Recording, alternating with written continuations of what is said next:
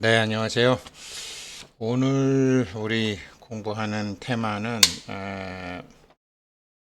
편지 써주신 분도 그렇고 아마 우리 회원님들 중에 많은 분들의 우리들의 병을 우리가 저희 따밥에서 참 약사경을 오래 했는데 왜 하는지도 모르면서 사실 했지만 서원이 좋아서 했지만 같은 병을 앓고 있는 환자들이거든요.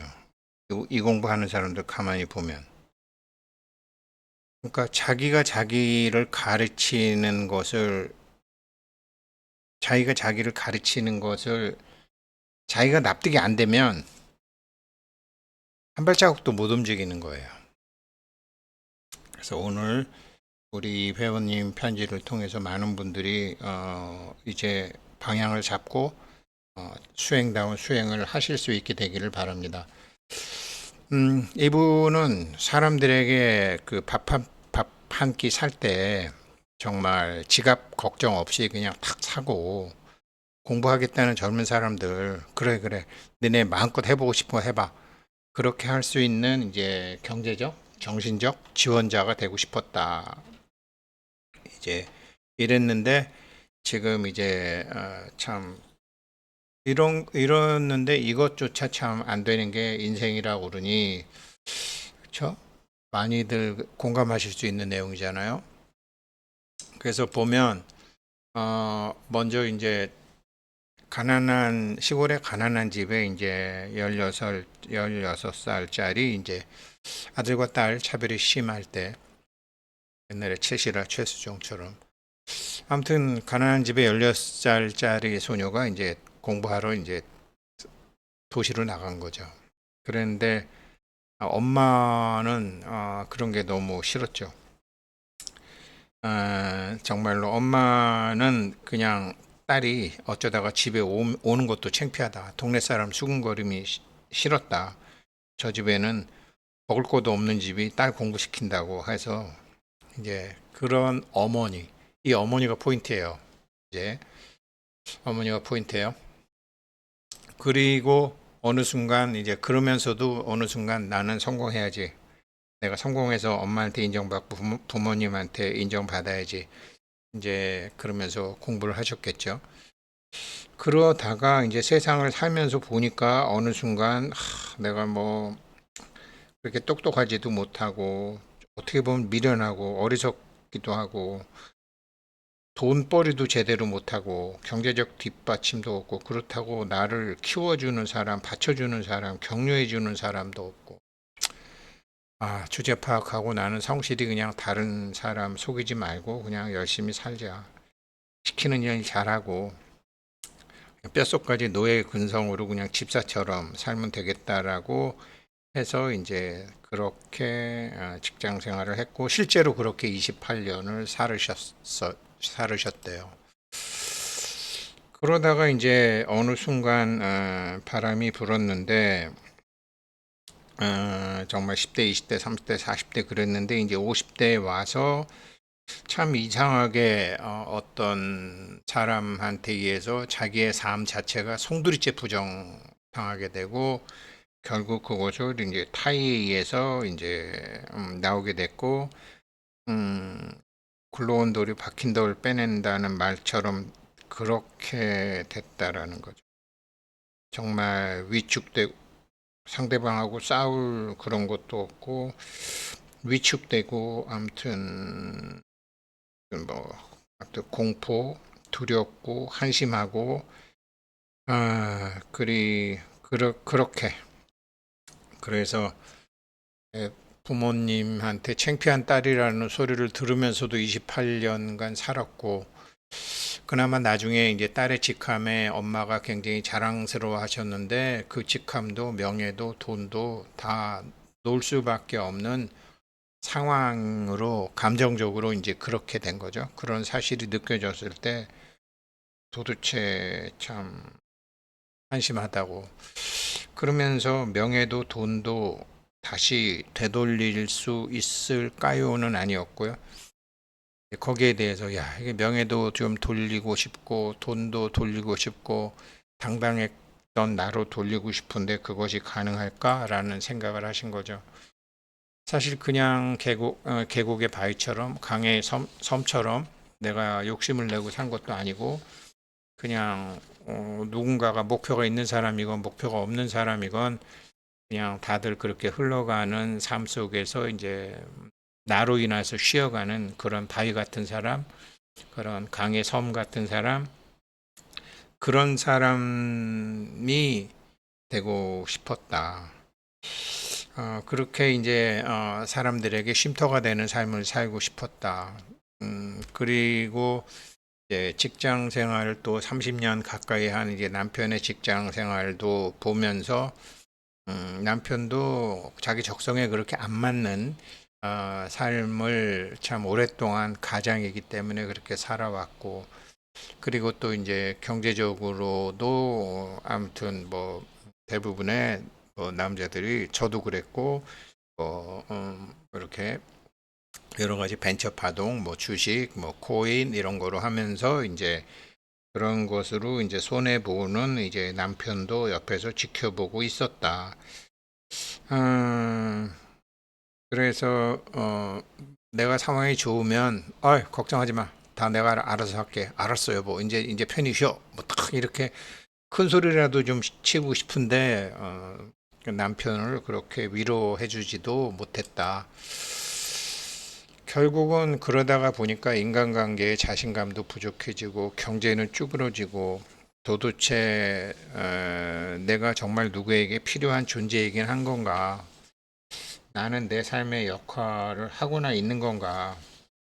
내가 어렸을 때부터 이제 부모님의 생각을 거슬러 가면서 나의 그런 자유의지를 펼쳐왔는데 그 자유의지가 맡기기나 한 것인가? 이분은 그래도 인생에 깊이가 있죠. 우리 회원님들 다 인생에 깊이가 있는 거죠. 이렇게 생각하시는 분들이 인생에 깊이가 있는 거죠. 이거 하나하나 풀어볼까요? 등장인물이 첫째 이제 엄마, 남편, 딸을 공부시키고 싶지 않아 했던 엄마, 그 다음에 다니기 싫은 직장과 이제 뭐 누구나 그렇지만 남자들 돈 벌어서 이놈의 직장 생활 간둬야 되겠다가 하다가 돈만 날리고 직장은 할 수 없이 계속 다녀야 되는 그런 상황에 빠졌던 남편. 그리고 그냥 성실하게만 살면 되는 줄 알았는데 어디선가 굴러온 다올 나를 찍어내던 그 사람. 그리고 나. 이런 이제 인생의 이분이 10대, 20대, 30대, 40대, 50대에 걸쳐 오면서 메인 등장인물들이 있잖아요. 그리고 나. 여기서 저도 그렇고 이 회원님도 착각하신 게 있어요. 그게 뭐냐면요. 이 사람들에 대한 착각을 하고 있는데 이 사람들이 엄마는 그때 나 왜 그랬지? 남편은 그때 왜 그랬지? 그 사람은 그때 왜 그랬지? 나는 그때 왜 그랬지라고 생각하잖아요. 저 이런 거 굉장히 많거든요. 저도. 근데 정답은 뭐냐면요. 엄마는 그때 그 방법 말고는 다른 방법을 선택할 수 없었어요. 남편은 그때 그 방법 말고 다른 방법을 선택할 수가 없었어요. 그때 그 사람은 나를 괴롭히던 그 사람은 그 행동, 나를 괴롭히는 행동 말고 다른 행동을 할 수가 없었어요. 그리고 그 사람 엄마, 아무튼 이런 그런 모든 상황을 당하기만 한 나는 당하지 않는 다른 선택을 할 수가 없었었어요. 선택의 자유가 이 사람들 다 없었었어요. 이거를 알기 시작하면서 저도 공부가 시작이 됐어요. 그 사람들은 나 그때 우리 엄마, 그때 우리 아버지, 그때 우리 누나, 그때 우리 큰 누나, 그때 작은 누나, 그리고 증권회사 다닐 때 그때 그 사람, 내 주변에 있었던 사람들은 모두 자기 행동을 선택할 자유가 없었었어요. 이게 이해가 많은 분들이 되시는 것 같아서 즐겁기도 합니다, 요즘. 무슨 소리냐면, 그래서 이제 뭐 이건희 회장이 추천한 책은 아니고 이 양반의 타력이라는 책이 이건 자유의지가 하나도 없네. 이건희 회장이 이 사람 책을 읽고 뭔 소리야? 자유의지가 하나도 없다고? 그러면서 이 책을 2번 읽어봤다라는 거죠. 그냥 자유의지가 하나도 없더라. 살아보니까. 이 사람이 이제 외정시대 때 이제 평양, 자기 엄마 아버지가 평양사범학교 선생이었죠. 그리고 이 사람은 평양중학교 3학년 때, 평양사범 3학년 때 해방이 된 거죠. 저희 아버지랑 동갑이신가 봐요. 그래서 이 사람이 이제, 그러고 이제 한국에 와서 살던 조선인들이 이제 패망 후에, 일본인들이 패망 후 일본 가서 사는 사람들 중에 정말 제대로 사는 사람 한 사람도 없더라. 100% 타력이다. 자유의지는 없다. 이거를 다행스님이 말씀하신 거 아니야. 비구니 스님이라고 무시해서 그렇지. 이분의 남자 여자 모습을 떠나서 이분이 쓰시는 용어를 넘어서 이분의 핵심이 진실이에요. 과학적으로 증명된 진실이에요.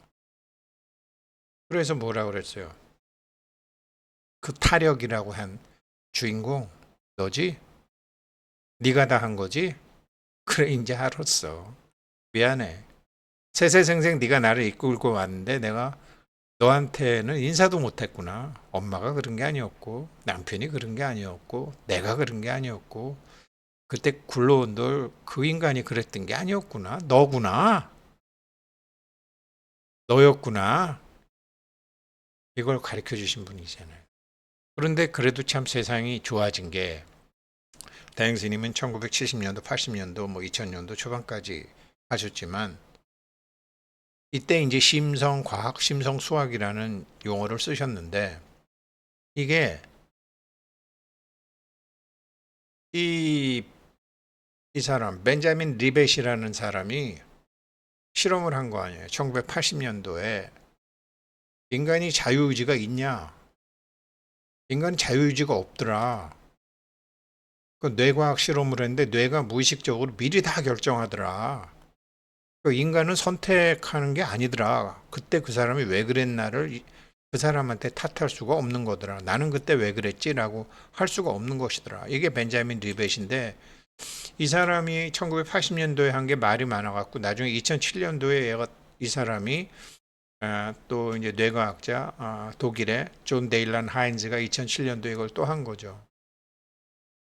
그러니까 이렇게 빨간 단추 2개를 단추 2개를 하고 우리는 오른쪽을 누를까 왼쪽을 누를까 자기가 결정한다고 하는데 이 사람이 결정하기 10초 전에 이미 뇌에는 오른쪽 누를 사람은 오른쪽을 누르게 뇌에서 이미 신호가 들어와 있고 왼쪽을 누를 사람은 왼쪽에 이미 신호가 들어와 있다고요. 그러니까 뇌가 어떤 결정을 하는 게 아니라 뇌는 누군가의 지시를 이행하기만 한다라는 거죠. 그 누군가가 누군지 몰라서 타력이라 그랬고 대행스님은 그걸 주인공이라 그런 거예요. 근데 우리는 그 존재 자체를 인정을 안 하면서 살아왔죠. 2007년도에 이 사람이 이랬고 2011년도에 또 이제 LA에 있는 캘리포니아 대학의 이자크 프라이드 교수가 똑같은 실험을 했죠. 이 사람도. 그러니까 이미 주인공에 의해서 결정된 거를 나중에 우리 의식이 받아들이는 거다. 그러니까 뇌는 우리 의식 결정에 참여하는 게 아니라 나중에 통보나 받는 이런 심부름꾼에 불과하다. 그리고 2014년에 또 이제 캘리포니아 주립대학에서 자유의지라는 건 없다. 자유의지라는 관념만 있다. 이게 금강경에서도 이래서 계속 이 자유의지라는 저 사람 엄마 때문에 그랬다. 저 사람 때문에 그랬다. 내가 손해를 봤다. 내가 코인 투자해서 뭐 1억을 날렸다, 2억을 날렸다. 손해라는 관념이 문제라는 거. 우리 지금 이 공부는요, 그 관념, 생테크의 기본은 이 관념을 균형을 이루는 공부를 하고 있는 거고. 이게 과학적으로 이제 다 2014년까지 나온 거예요. 그러니까 제가 이제 자기를 보는 공부라는 거 회원님들한테 많이 했는데, 이게 시무도, 절에 가면 있는 시무도가 자기를 보는 공부는 이걸 보라는 건데, 자기가 갖고 있는 관념을 보라는 건데, 저는 몸만 봤어요. 그것도 제대로 보지도 않았어요. 3억을 손해봤다. 그러면 3억이라는 손해는 분명히 3억이라는 이익과 짝으로 있는 건데, 기둥 두 개 중에서 3억이라는 손해만 받고, 거기서 또 3억은 도저히 짜증이 나고, 30만 원은 그럴 수도 있고라는 크다 작다의 관념, 손해다 이익이다 관념, 이걸 보라는 거였는데, 이거를 보면 3억을 손해봐도 3억이 들어오고, 30만 원을 손해봐도 30만 원이 들어오고, 이런 식으로 자기 관념을 보면 자가보장 100억은 크고 100만 원은 작고, 기도에서 100억이 생기고 기도에서 100만 원이 생기는 게, 아유, 100만 원이야 되겠지만 100억은 되겠어 라는 이 관념, 자가보장 100억은 크다라는 관념, 아, 나 같은 게 100억이 왜 필요해, 이 관념, 자꾸 자기 자신을 자기라고 생각하는, 기회생 우승택을 자기라고 생각하는 기회생 우승택의 그 자유의지를 믿고 따라온 그 어리석음. 그래서 이거를 요즘 제가 대행스님 거로 말씀하잖아요. 주인공이 따로 있었구나. 이 주인공을 이 사람은 타력이라고 했구나. 근데 주인공은 사실 본래이 나잖아요. 타력은 아니, 타력이라고 저 사람은 했지만 저게 이제 자력이죠. 본래의 자기죠. 그래서 이제 이거를 몰랐고, 그러니까 엄마는 선택의 자유가 없었어요. 그럴 수밖에 없었어요. 남편은 그럴 수밖에 없었어요. 그때 그 사람은 그럴 수밖에 없었어요. 내 상사는 그때 그럴 수밖에 없었어요. 왜죠? 전체의 균형, 모두 전체의 균형 속에서 움직여지는 거니까. 그런데 나는 나 위주로 본 거죠. 이걸 벗어나는 공부를 우리가 하는 거죠. 그래서 이제 그러면 앞으로 이제 처음부터 말씀하셨던, 내가 누가 공부하겠다 그러면 알았어. 뭐 제자건 뭐 아는 사람이건 나한테 도움을 필요한 사람, 알았어. 하고 싶은 대로 해. 이렇게 그냥 살고 싶었고, 밥도 그냥 사고 싶었고 그랬다라는 거죠. 근데 그것도 항상 계산해야 되고 생각해야 되고, 10만 원만 할까? 만 원만 할까? 5만 원까지 살까? 3만 원까지만 살까? 이른다라는 거죠. 그러니까 말로는 수처작주 입처개진을 하는데, 수처작주가 뭐예요? 주인공이잖아요. 입처개진이 뭐예요? 주인공으로 살아가는 거잖아요. 이 세 가지 방법을 이제 공부하고 있는 건데, 첫 번째, 주의를 잡고 있다라는 말을 많이 하죠. 제가 주장자를 쥐고 있다라고 얘기하죠. 이게 원각경이거든. 이거를 다른 말로 영원한 현재, 영원한 지금, 지금 이 순간을 살아라. 같은 얘기예요. 주의를 잡고 있다, 주장자를 쥐고 있다. 생태과 아직 여기까지는 진도 안 나갔어요. 미리 이 얘기는 해드렸지만, 두 번째, 금강경, 참된 인식. 아, 그다음 내 남편으로 인한 우리 가족과 나. 아, 이게 우리 영혼의 주파수가 이 체험을 하는 거구나. 엄마는 엄마의 영혼으로서 그 체험을 하고, 나는 딸로서 그 체험을 하고, 내가 가해자로 생각했던 그 사람은 가해자 체험을 하고, 나는 피해자 체험을 하는 거구나. 그런데 그거를 이제 보는 거죠. 그래서 자기 영혼이 그 감정을 충분히 느끼게 두는 거죠. 근데 이거를 저항을 하죠. 이분도 저항을 하셨고, 저항을 하는 과정에서 저하고 얘기도 했었고, 근데 저항은 뭐라 그랬죠? 항상 의도와 반대된 결과가 나오는 거예요. 이게 금강경이거든. 그래서 인욕바람일 얘기도 나오잖아. 세 번째, 요즘 제가 많이 하는 게 이제 아유 김보살님 나마시대, 아유 진거사님 나마시대, 아유 국장님 나마시대, 아유 우리 성우거사 나마시대. 뭐죠? 그 사람 나의 주인공이 그 사람 주인공한테 하는 거죠. 형태 넘어 내용을 보는 거죠. 나무한테도 나마시대, 꽃한테도 나마시대, 내가 타고 다니는 차에도 나마시대, 내가 들고 있는 볼펜도 나마시대. 모두 주인공이 있으니까. 이게 형태 넘어 내용을 보는 거죠. 그렇게 되면 이 세 가지가 되면 원각경, 금강경, 화엄경 제가 껍데기만 가르쳐 드리고 저도 껍데기만 알았는데 이렇게 되면 정말 심처이가 화생하는 왕비로 바뀌는 거죠. 그래서 이제 이런 거를 심처이가 화생하는 왕비로 바뀌게 되면 어떻게 되죠? 아무런 걱정이 없고 모두 이제 지금 자기가 갖고 있던 불균형이 전체적인 균형 속에서 이루어진 것이었음을 알게 될 때 내가 뭐 내가 어떤 뭐 100억짜리 뭐를 하겠다. 내가 뭐 이렇게 아무런 뭐 애들 결혼할 때 우리 딸 아들 뭐 우리 남편 뭐 이거 하고 싶을 때 내가 그래 한 30억씩 이렇게 할 수 있게끔 내가 뭐 주겠다. 그런 불균형을 일으키면 사실은 사실은 필요 없는 거지만 깨달은 사람한테는 하나도 필요 없는 거지만 아직 깨닫지 못한 그런 소유 모드로 사는 사람이 원하는 게 있을 때 그 불균형을 균형으로 맞춰줄 수 있죠. 이렇게 돼서 진짜 보살이 되는 거죠. 사람들에게 밥 한 끼 사는 거, 뭐 해보고 싶은 거 마음껏 해라고 하는 거 다 할 수 있는 거죠.